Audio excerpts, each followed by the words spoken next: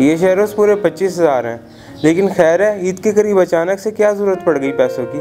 बस उसामा, ज़रूरतें हैं कि ख़त्म होने का नाम ही नहीं लेती, और मुश्किल वक्त में तुम जैसे दोस्त ही काम आते हैं। इंशाल्लाह ईद पे गोश्त देने आऊँगा तो तुम्हें बताऊँगा इन पैसों की क्या ज़रूरत थी मुझे। अच्छा, अल्लाह खैर करेगा। तुम परेशान ना हो, अपनी ज़रूरत पूरी करो। अगर तुम्हें मज़ीद कोई मदद चाहिए हो तो मुझे बिला झिझक बोल देना। जी बता दूँगा। बस दुआ करो कि मेरे हालात जल्द बेहतर हो जाएं।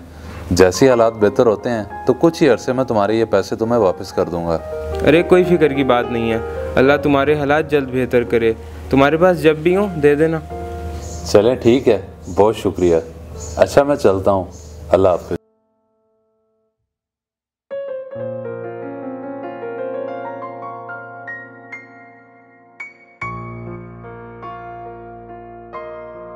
चलो, पैसों का तो बंदोबस्त हो गया। इस बार हालात ख़राब होने के बावजूद भी मैं कुर्बानी करूँगा, और उसामा के पैसे भी बाकियों के साथ ही जल्द वापस कर दूँगा। अब जाता हूँ मंडी और जाके अच्छा सा जानवर देखता हूँ।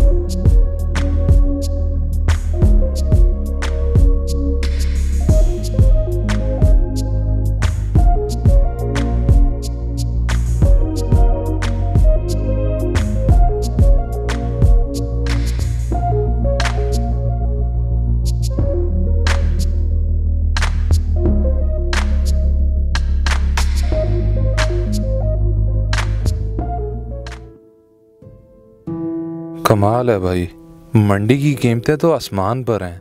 50,000 से कम बकरा ही नहीं कोई। अब क्या करूं कुर्बानी का। शरोज भाई, इस बार फिर अतीब भाई बड़े जानवर की कुर्बानी कर रहे हैं। अगर किसी ने हिस्सा डालना हो तो बताइएगा। मेरा खुद तो इस बार बकरे का इरादा है। अगर मेरी नज़र में कोई हिस्सेदार हुआ तो मैं बता दूंगा। चलें ठीक है, अगर कोई हो तो आप अतीब भाई को खुद ही बता दीजिएगा। हाँ याद आया, मुजीब बता रहा था हिस्सा डालने का, तो क्यों ना मैं हिस्सा डाल लूं, कुर्बानी भी हो जाएगी। चलो जाके अतीब से मिलता हूं। अतीब, मैंने सुना है कि इस दफा फिर तुम कुर्बानी पे बड़ा जानवर कर रहे हो, तो कोई हिस्से वगैरह बचे हैं? हाँ, 2-3 हिस्से बचे हुए हैं तो सही, लेकिन तुम किसके लिए पूछ रहे हो? अतीब, मेरा खुद का इरादा था बकरा करने का, लेकिन मंडी गया तो वहां तो कीमतों को आग लगी हुई है। फिर मुझे याद आया कि तुम्हारे भाई मुजीब ने बताया था कि तुम्हारे पास बड़े जानवर में हिस्से हैं, अगर डालने हो तो। तुम अपने लिए?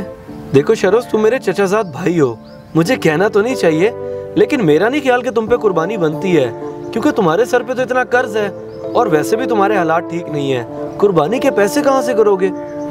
अतीब, तुमसे कुछ छुपा थोड़ी है, और वाकई तुम सही कह रहे हो। कर्ज तो है मेरे सर पे, और आधे से ज्यादा कर्ज मैंने तुमसे उठाया हुआ है, और अभी मैं एक दोस्त से पैसे उधार लेके आ रहा हूँ ताकि कुर्बानी कर सकूँ। देखो शरोज, मेरे इल्म में तो यही है कि जो इंसान कर्जदार है और जिसके हालात भी ठीक नहीं है, उस पर कुर्बानी नहीं बनती। लेकिन फिर भी हम कारी साहब से चल के पूछ लेते हैं कि वो इस बारे में क्या कहते हैं। आ जाओ।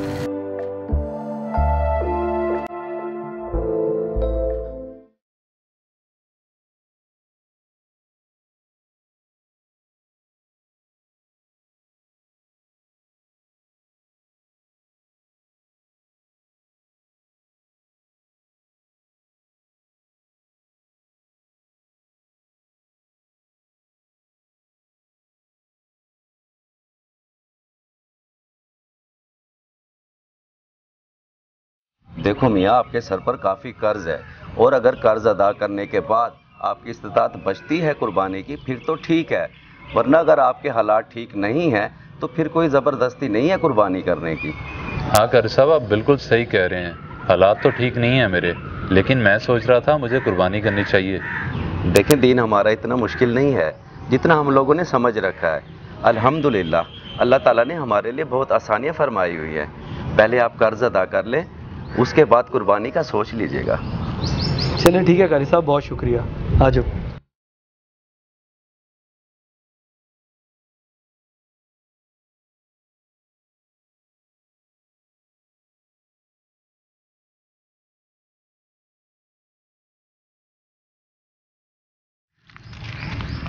चलो शुक्र है यार, कारी साहब ने वाजे कर दिया। मैंने भी किसी से सुना था लेकिन अब कंफर्म हो गया। हाँ बिल्कुल, मुझे तो इस चीज़ का अंदाज़ा ही नहीं था। और बाकी मेरे सर पे तो इतना कर्ज है, पहले मैं वो कर्ज तो आहिस्ता आहिस्ता करके अदा कर लूँ, फिर इंशाल्लाह अगले साल ईद पे कुर्बानी भी कर लूँगा। हाँ ये बेहतर है।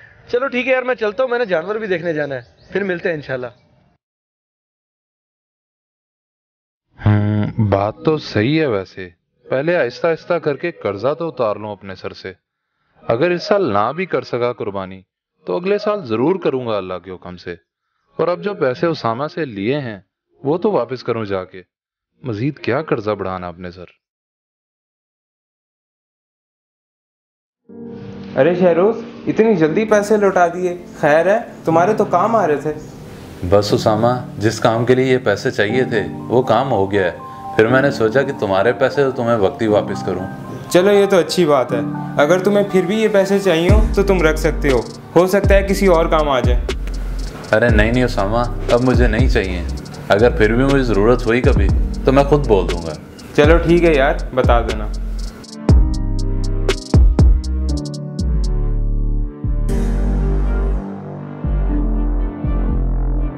इस मैसेज को ज़्यादा से ज़्यादा शेयर करें, शायद आपकी वजह से किसी की इस्लाह हो जाए।